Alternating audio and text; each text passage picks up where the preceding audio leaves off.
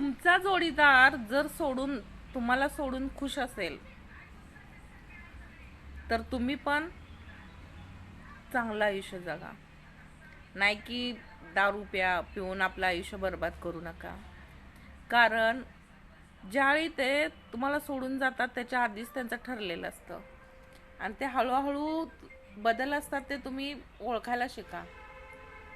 तुमचा जोडीदार ज्यावेळी तुम्हाला सोडून जाणार असतोय त्यावेळी तो प्रत्येक त्याच्या वागण्यातनं तुम्हाला दिसत असते आणि तुम्ही वेडे असता की तुम्ही ते जाणून घ्यायचं नसते.